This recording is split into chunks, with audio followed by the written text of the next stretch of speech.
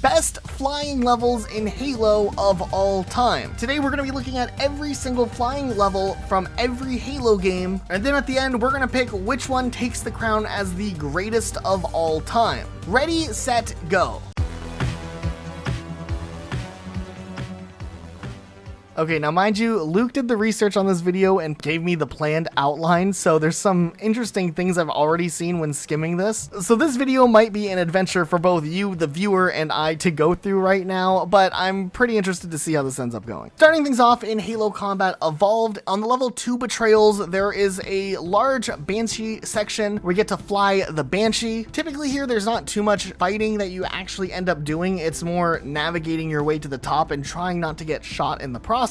But with this being kind of later in Halo Combat Evolved's campaign, this was actually a really cool feature to get to experience, as it did change up the pacing of the gameplay quite a bit, revisiting an area we've already been to, but this time we get to fly through it, so it's a lot better. And CE didn't have the most flying sections in the games, so this was kind of the ideal flying experience when it came to Halo Combat Evolved. It wasn't necessarily overly groundbreaking, but it still was cool to get to experience flying some alien ship for the first time. Now, technically, there is a brief part on Assault on the Control Room where if you're fast enough, you could jump on a Banshee there and fly it for a very brief time before ending the game, though it does serve as a good shortcut, but we don't necessarily count that as a full vehicle level. Also, technically, the level keys should count here in Combat Evolved, because for a very brief moment, we are in control of these Banshees, like for literally 1 second, but yeah, it is a flying level technically. Now, in the notes, Luke said there's a few levels you start in a Pelican that drops you off, like Silent Cartographer or Assault on the Control Room, and technically you could hop back in on that one if you do it right and ride to the bottom of the pit, and that's kind of fun.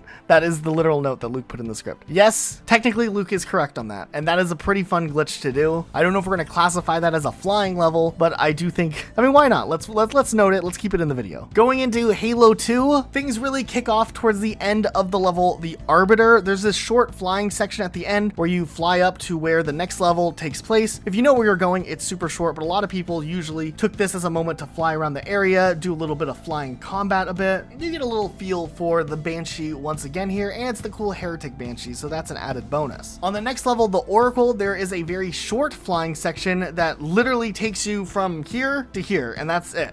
This one's kind of silly. I don't think there's really too much of a purpose, but I guess they had to find a way to bridge the two level areas together, and that's how they chose to do it, so that's cool, but it is silly. And then we can move on to the Great Journey, which once again has players in another little Banshee section, except this time around it's actually an escort the Scarab with Johnson type thing, and you get to go down, you fight some other vehicles on the ground level, clear the way. It can be a little challenging, but it is a lot of fun as you actually have something specific to do. This is probably one of the best flying sections in a Halo game so far between Halo Combat Evolved and 2, and it's overall pretty memorable. Even better, there's a glitch you can do where you can fly your Banshee through this door and bring it with you all the way into the Tartarus fight, and that makes fighting Tartarus a whole lot easier and funnier at the same time. Overall, Halo 3 really only has one main vehicle flying section, but it's really, really cool, and that should be worth something. On Halo 3, we have the level The Covenant, and the section where we fly is this big, open, and epic flying battle where there's Banshees flying around, and for the first time ever, we're in a UNSC flying vehicle, which is pretty unique too. The Hornet is loaded with machine guns and missiles that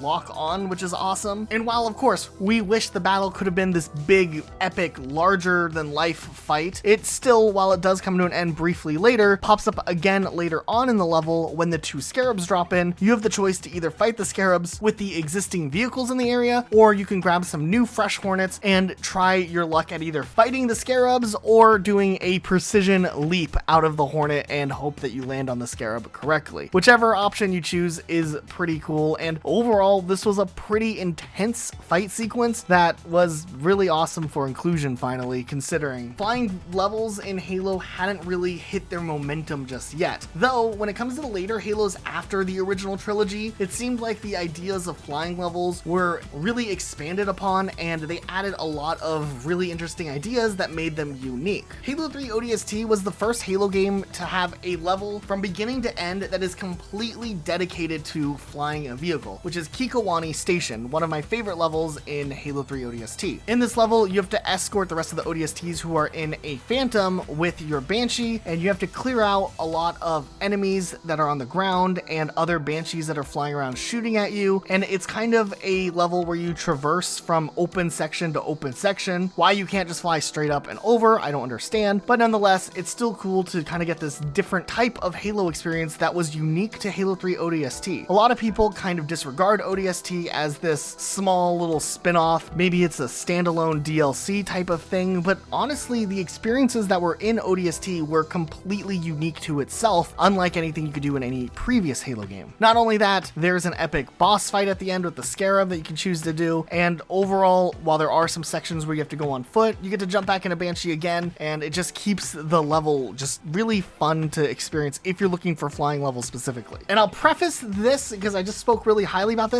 I still don't necessarily think Kikowani Station is the greatest flying level of all time just yet either. Now there's a few other little honorable mentions for Halo 3 ODST because there are glitches where you can hijack Banshees, like on Kazingo Boulevard. You can grab a Banshee here and use it in this big fighting area. It's not that hard to pull off, and there's even an achievement for doing it. And there's one specific Banshee on NMPD for whatever reason that you can also hijack and get to fly as well. Okay, but now here's the thing. If at this point in the video you haven't seen a flying level that you're like, wow, this looks like an amazing experience, I need to play, I think Halo Reach really does a great job at shining through here, offering a new experience to players who maybe have always wanted just a little bit more out of some flying levels. Besides the levels you fly the vehicle yourself, there are multiple instances across the Halo Reach campaign where you're just flying in a vehicle like a Falcon and you're just along for the ride or whatever. But specifically in the back half of the Halo Reach campaign, you are given access to multiple different experiences that could suit you better if you're looking for some epic flying adventures. First off, there's the level Long Night of Solace, which, to be fair, has never been my favorite level across the Halo games, but some people really love the space flying section where you are in a saber, you're flying around, you're fighting enemies in dogfights and stuff. It is a pretty unique concept, and the fact that you get to be a part of this epic space battle, kind of like something you would expect to see in the Halo lore, but not necessarily something you would expect to get to experience hands-on in an individual level. And because of this, this level definitely gets bonus points for just having that overall surprise factor to it, because I don't think a lot of fans really expected this to even be a level when Reach came out. On the level Exodus, there is this on-rails shooting part in the Falcon where you kind of get to ride along and shoot stuff, which is interesting. There's some Banshees you get to shoot out of the sky, and you get to see, you know, this giant ship crash, which is pretty cool. But if you're looking for something that feels like the evolution of some of the flying levels that had existed in the past, but more refined for a newer experience, New Alexandria has you back in the city on Reach in New Alexandria, and you have to fly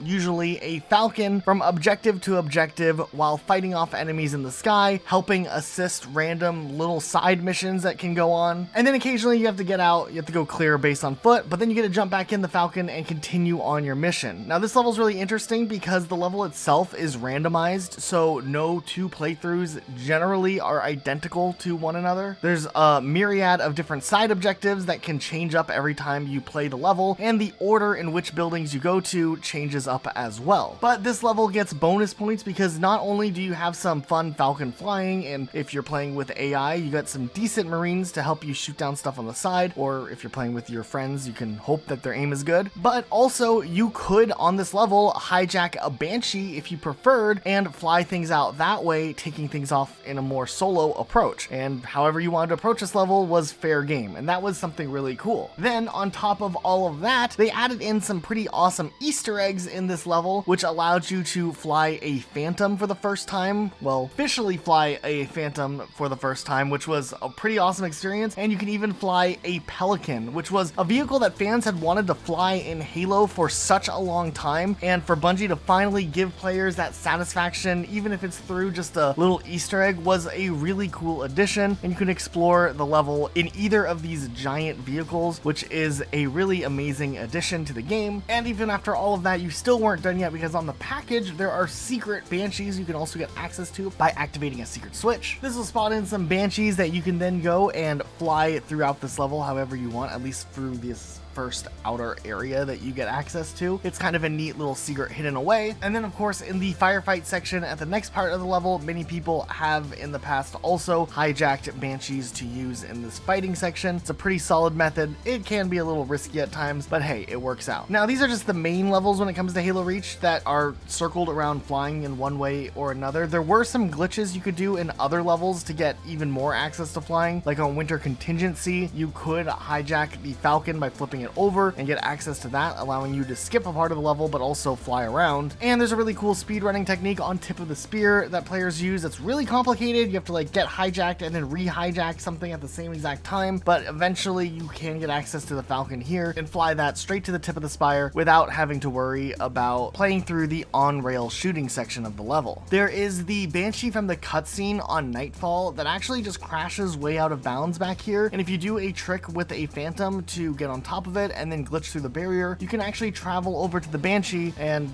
access it, and you can fly it around if you wanted to. Back in the original version of Long Night of Solace, not the Halo Reach MCC version, you can actually get access by doing a series of glitches to break through the barrier on this Phantom to get out of bounds and gain access to getting to fly a Seraph, which is really cool. They later added it to Forge so it became easier to get to try out, but there was a trick and these things were flyable back in the day. Moving into Halo 4, this game does have a few interesting sections where you can fly vehicles. However, a lot of these kind of fall into just small sections where you get access to a vehicle, not necessarily an entire dedicated flying level just yet. Like for instance, on Requiem, you can get into the Banshee and fly it in the end section of the level, which can be helpful in clearing out some of the enemies. Similarly, you can get inside of a Banshee on the level Forerunner, which can be helpful in either speedrunning or clearing through some of these sections that can be pretty dangerous. You just have to make sure you move quick enough to get the Banshee. Shutdown is probably the one level that is closest to a dedicated flying level in Halo 4, and for the first time ever, we actually do get to fly a Pelican, which was a really big deal. Fans have been wanting it for such a long time, and it does kind of pay off here. It is fun to get to fly it. It is incredibly fast, and this one of course is decked out with some pretty cool weaponry, so it is cool to go point to point using this thing. We do wish it was a little more involved and there was maybe more things to do while flying this Pelican. It kind of feels like a more complicated rehash of New Alexandria, but without the side objectives giving importance to the flying parts. Also, at the end section of this level, when you're in the final building before you make your way up to the higher part and make a run to the exit, you can actually jump in one of these Banshees here and get to do a little bit of flying combat before flying over here, landing, and going on your merry way. It's not the longest Banshee part, but there is a Banshee part here as well. I think Shutdown would be a really good contender for this list if there wasn't these really long, grueling parts where you're on foot in between. Like, these inside tower sections are pretty intense and not really unique and like overtly fun, especially this gondola ride that feels extra long, but the flying parts are not that bad. On the level Composer, you can hijack a Banshee and use it in this firefight section, which is kind of a cool place to throw in a Banshee that we can actually fly around and have a purpose of using it, like defending this area. And then on the last level, there is this on-rails flying section where you get to use the broadsword, and that's really fun. I actually prefer this version of flying one of these larger ships than Halo Reach's Long Night of Solace. Maybe it's because this one's on rails and it's going in a straight path and you get to dodge the obstacles while also fighting stuff rather than just flying in an open area. It still has an open area at the end of the main obstacle course. It kind of feels like something out of the Star Fox games, and I'm a big fan of Star Fox 64 and the Nintendo 64, so I kind of do like the flying part here. There is a little nuanced thing that's kind of annoying on co-op. If one of your co-op players crashes, the whole screen shakes for everyone, making flying incredibly more difficult. But outside of that, this level isn't too bad for the flying part. It drags on a bit when you get out of the vehicle, but still, this flying part alone is pretty awesome. Halo 5 Guardians is kind of interesting. The campaign itself didn't have any UNSC flying vehicles. They didn't add the Wasp until later on. So for the campaign, it's just limited to the Banshees and to the Forerunner Phaetons. Now, Blue Team, one of the earlier levels in the game, does allow players access to this pretty large section where you're in Banshees and you get to fly around and blow up these like battery things or something. It is kind of fun. It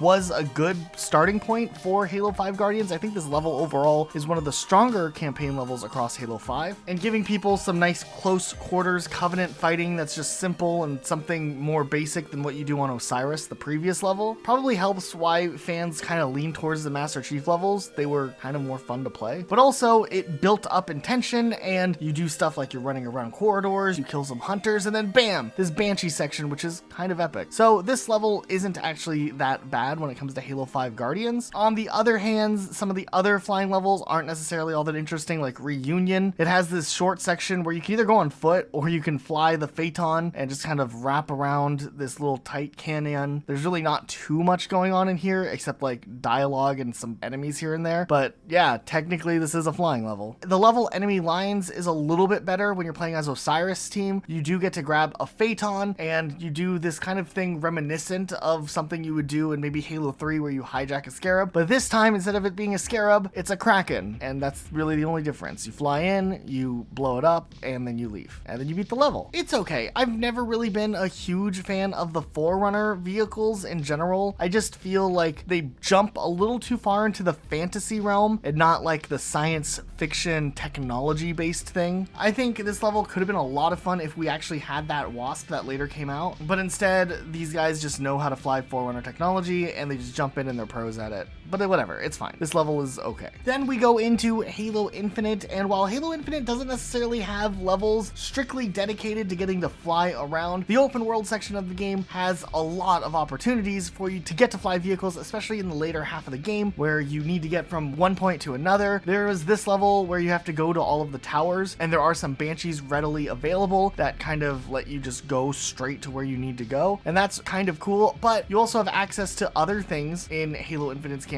like the Wasp, which we talked about, which is another great vehicle for flying around. It's very aggressive in its arsenal, and it's kind of like an upgraded version of the Hornet from Halo 3, so we're pretty much big fans of this vehicle, and the fact that you can access it regularly or readily, however you want, in Halo Infinite is definitely an added bonus. So that's kind of our list of all of the flying levels across the entire Halo franchise. If we had to choose our personal favorite 3 flying levels that are like true flying levels where someone's like, I want to just fly vehicles, I don't want to worry about too much else than flying, what would we give them? I think Halo 3 ODST Kikowani Station, Halo Reach's New Alexandria, and also maybe Halo Combat Evolve's 2 Betrayals, just to get that older feeling. Now, if they're okay with mixing in other aspects of the game, I think Halo 3's The Covenant would be a great point, and also maybe Halo 4's Shutdown, but I think we're going to stick to the original 3 that we picked out from the list of all the flying levels. But we'd love to know what you think the best flying levels across all of Halo are. Let us know in the comments down below for sure. Also, a huge thank you to all of our patrons who've been supporting us for a few months now. Honestly, guys, it's been really cool to be able to make this type of content. If you guys want to join up on our Patreon, throwing a couple of dollars our way each month actually helps significantly, because when a couple of people do it, it starts to become a substantial amount of money that we can then use to make more content, hire on help with editing and whatnot. All the money goes to good use, so any help is definitely appreciated. But otherwise, if you just want to support us by subscribing and liking this video, that works too. So thank you so much, everyone. That's it for today. We'll see you next time with a brand new video.